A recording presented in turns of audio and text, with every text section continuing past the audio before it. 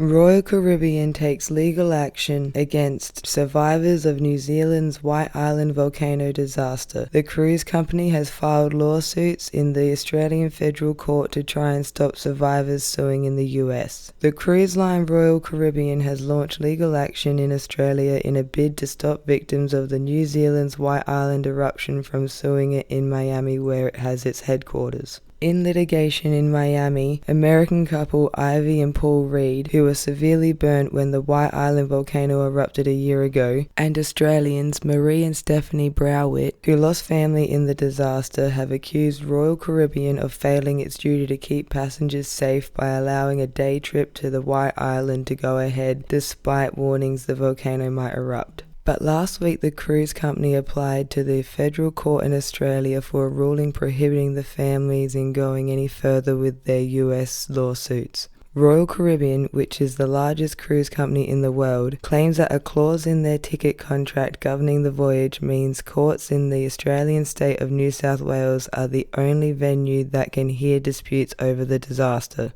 The eruption on the 9th of December 2019 killed 22 people who had been cruising on the Royal Caribbean's ship Ovation of the Seas, including Marie Browett's husband Paul and daughter Crystal. A further 25 people were injured. The Reeds and the Browetts have filed separate lawsuits in the US against Royal Caribbean, seeking damages for the disaster. In their case filed in the U.S. federal court system, Ivy and Paul Reed, who live in Maryland, claim that the eruption caused severe, life-threatening burns over large portions of their bodies, permanent disfiguring scars, reduced use of their limbs and extremities, as well as inflicting ongoing mental trauma and making it difficult for them to work. The Browetts claim in their lawsuit, which they filed in the Florida state court system, that Stephanie Browett was severely injured, suffering injuries that will last throughout her life, and both Marie and Stephanie Browett suffered severe emotional distress, mental anguish, physical pain, loss of enjoyment for life, post-traumatic stress, and other mental and/or nervous disorders. The lawsuit also includes claims on behalf of the estates of Paul and Crystal Browett, made under Florida's wrongful death laws. White Island's volcanic activity level increased in the weeks before the excursion to level 2, the highest before an eruption, and the Browetts alleged that during the tour a guide told Crystal that it was nearing level 3, an eruption. They allege Royal Caribbeans either knew or ought to have known that the volcano was dangerous but went ahead and sold tickets to the day trip anyway in order to maximize its profit. The sale of any ticket to the island was outrageous conduct and nothing short of selling a ticket to play Russian roulette, the Browetts allege. This conduct is indecently cavalier, outside the bounds of decency, and so reckless it should not be tolerated in civilized society.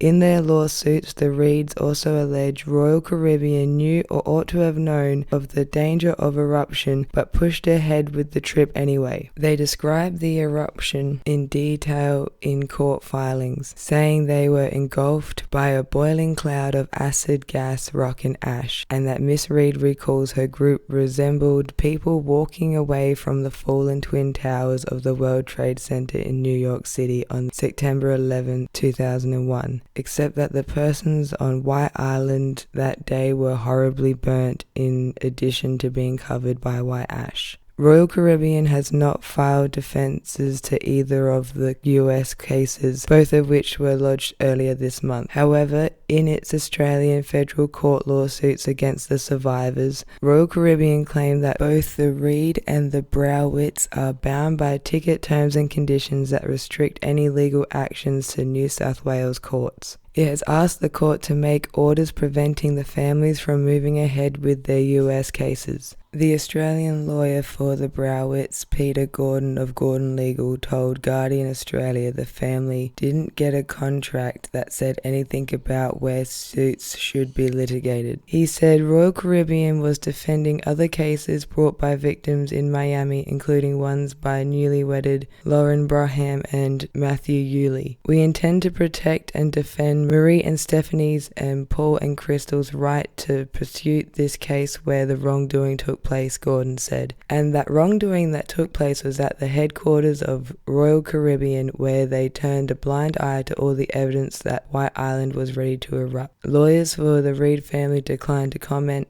Royal Caribbean did not answer Guardian Australian's questions about the lawsuit. Our thoughts are with those who are affected by this tragedy. However, we do not comment on pending inquiries, a spokeswoman said. Okay, possibly if you've watched some of my other videos, you might see the running theme here, which is cruise ship companies are obviously the bad guy. I haven't forgotten about the Ruby Princess. Alright, the What Do You Mean video where I show the White Island eruption, and this one are separate with respect to the victims. But I made the video about volcanoes for a few reasons. One of them being simply so we can appreciate that insane energy, that stunning power we know as one of nature's most fascinating forces, and also to appreciate technology. Not just technology that people would use to study these exploding mountains, but also just simply average everyday people's everyday technology, and that how we have the ability to capture these events when they happen, wherever they happen. Which leads me to how I wanted to showcase how they happen all over the world, and the frequency, how many there are and how often they happen, would lead one to assume that it gives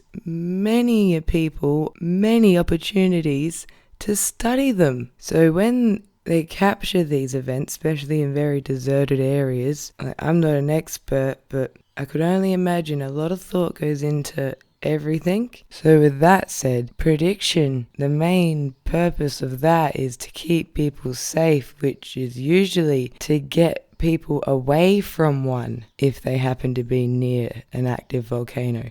Which, you see, we're talking about a volcano that nobody lives near, and people have been brought to it. Now that leads me to something I found that I'd like to show you. New Zealand's workplace regulator has charged 13 parties in its investigation into a deadly volcanic eruption last year. The parties were charged with not meeting health and safety standards in taking tourists to the White Island, or called Whakaari in Maori, where the surprise eruption occurred. It killed 22 people and injured dozens more, mostly foreign tourists traveling on a cruise ship. At the time, questions were raised as to why people were allowed on the island, a popular destination for day trippers, given there was reportedly a heightened risk of an eruption. Phil Parks is chief executive of the workplace regulator, WorkSafe. This deeply tragic event was unexpected, but that does not mean it was unforeseeable. After the largest and most complex investigation WorkSafe has ever undertaken, we have concluded that 13 parties did not meet their obligations and should face charges in court. 10 organizations were charged under the Health and Safety at Work Act, with each count carrying a maximum fine of over $1 million. And 3 individuals were charged with a maximum fine of $300,000. WorkSafe did not name those charged, but their first court appearance is set for December 15th. Well, isn't that interesting? Isn't that really relevant? I wonder what those corporations are, and I wonder who the individuals are and what their fault was. Now, before I go back to that outrageous cruise ship company, let's drag New Zealand into this more, because obviously, New Zealand scientists developed a volcano early warning system that could have predicted deadly White Island eruption.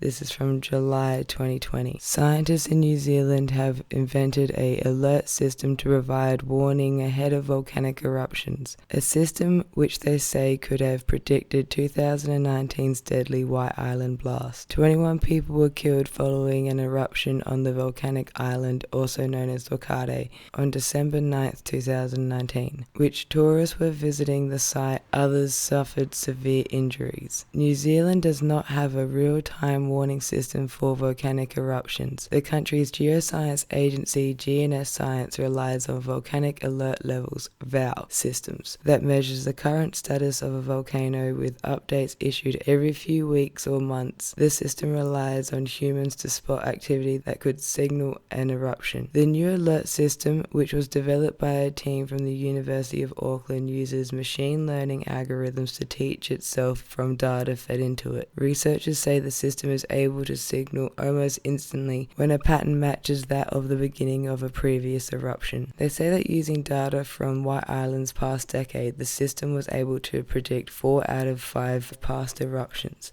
The system, which is now ready to be deployed, could have given 16 hours warning ahead of last year's blast, they say. 3 weeks before the deadly eruption, the VOW activity level was risen to level 2, indicating heightened unrest, but tourists were still able to visit. David Dempsey from the University of Auckland said that strong burst of seismic energy came some 17 hours before the explosion. We think this was a sign that fresh magmatic fluid was rising up and pressurizing water trapped in the shallow rocks and loose deposits filling the vent. Dempsey, a geoscientist involved in the development of the system, said in a statement, "The resulting explosion was like a pressure cooker blasting its lid off. The early seismic burst is the most common indication of imminent eruption at Whakaari. It is a warning sign that could have been detected almost instantly by the forecasting system we have developed," he said. A prototype of the forecasting system has been operating for 5 months, and the developers say they are working on implementing it alongside existing warning systems. They hope to teach the system to study the eruption history of New Zealand's other volcanoes, such as Mount Tongariro and Mount Ruapehu, which both attract tens of thousands of visitors a year.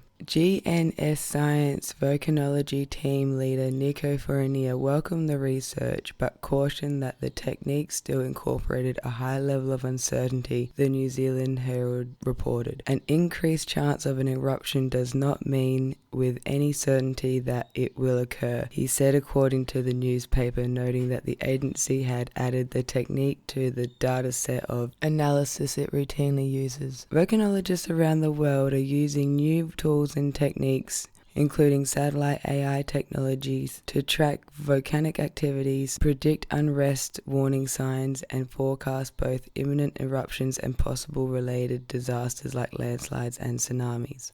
Well, I reckon this GNS Science group can go join Royal Caribbean Cruises and fuck right off. Useless.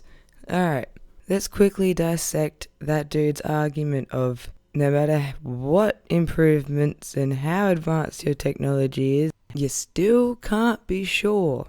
Well, if that's the case, sir, then stay the fuck away from active volcanoes, isn't it? If you cannot predict at all, then why are you allowing people to go near them at all? Shouldn't be a thing at all. If it can happen at any moment, makes your whole VOW system completely pointless too then, doesn't it? What's the point of these cameras you have everywhere? Why monitor it at all if it can still just happen whenever? Do you see how that falls apart? So you'd assume that, yeah, they monitor it because then they forecast, which is the point, because the aim of the game is to keep people safe, because if you couldn't forecast these things, then you shouldn't be anywhere near the volcano. You can't have it both ways, my guy. It sounds like a whole lot of trying to cover your ass.